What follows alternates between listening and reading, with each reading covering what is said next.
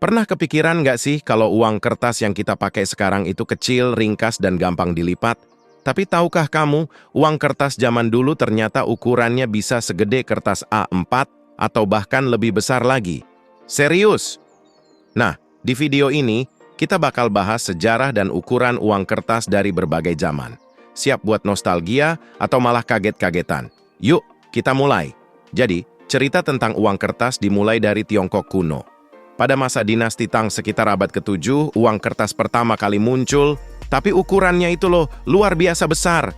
Bayangin aja, lebih mirip sertifikat daripada uang. Tujuannya? Supaya nggak gampang hilang dan tetap terasa berharga. Uang kertas ini dikenal sebagai jiaozi, dan biasanya digunakan buat transaksi besar seperti perdagangan jarak jauh. Lalu, pas zaman dinasti Yuan, uang kertas makin umum dipakai. Tapi ukurannya masih aja besar, rata-rata sekitar 22 cm kali 33 cm. Gimana coba kalau sekarang kita harus bawa uang segitu di kantong? Sekarang kita loncat ke Eropa. Pas sekitar abad ke-17, negara-negara seperti Swedia mulai memperkenalkan uang kertas. Tapi masalahnya, ukuran uangnya lagi-lagi nggak praktis. Misalnya, di Swedia, ada uang kertas yang lebarnya 20 cm lebih. Saat itu, uang ini lebih sering dipakai buat menyimpan kekayaan, bukan buat belanja sehari-hari. Tapi tahu nggak, uang besar ini ternyata juga jadi alat status sosial. Semakin besar ukuran uangmu, semakin kaya kamu kelihatannya. Jadi, zaman dulu, bawa uang segede itu mungkin kayak flexing bawa tas branded zaman sekarang.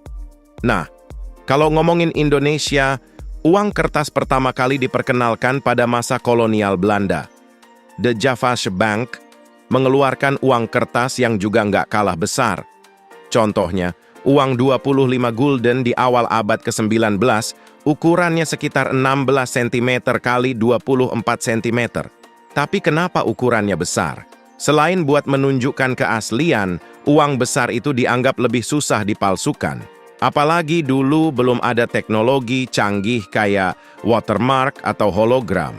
Lucunya, pas zaman perjuangan kemerdekaan, uang kertas Indonesia malah ukurannya makin kecil. Salah satunya karena keterbatasan bahan dan teknologi cetak. Jadi, uang kertas dari era Oyang Republik Indonesia, ORI, malah lebih praktis dibanding uang kolonial. Oke, ini bagian yang menarik. Ternyata ada uang kertas yang ukurannya super unik, bahkan lebih besar dari semua uang yang kita bahas tadi.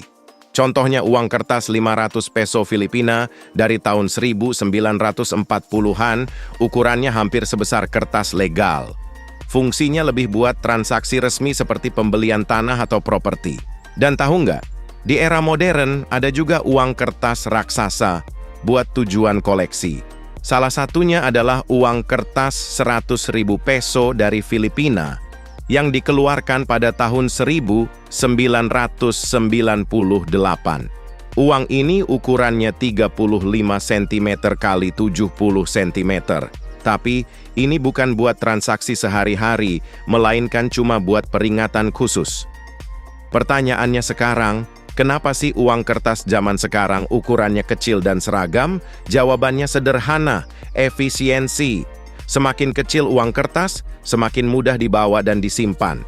Selain itu, teknologi modern memungkinkan uang kecil tetap aman dari pemalsuan dengan tambahan fitur keamanan seperti hologram, tinta ultraviolet, dan microprinting. Uang kecil juga lebih ramah lingkungan. Karena membutuhkan lebih sedikit bahan kertas untuk dicetak, bank sentral di seluruh dunia bisa menghemat biaya produksi. Jadi gimana? Bisa kebayangkan ribetnya bawa uang kertas sebesar kertas A4 kemana-mana? Syukurlah sekarang kita nggak perlu ngalamin itu lagi, apalagi di era digital ini, tapi tetap seru buat membayangkan betapa berbedanya kehidupan zaman dulu dengan sekarang. Nah, itu dia cerita tentang uang kertas zaman dulu yang ukurannya luar biasa besar. Kalau kamu suka pembahasan kayak gini, jangan lupa like video ini dan subscribe channel kita. Di sini, kita bakal terus bahas fakta-fakta unik lainnya seputar sejarah, teknologi, dan budaya. Sampai jumpa di video selanjutnya.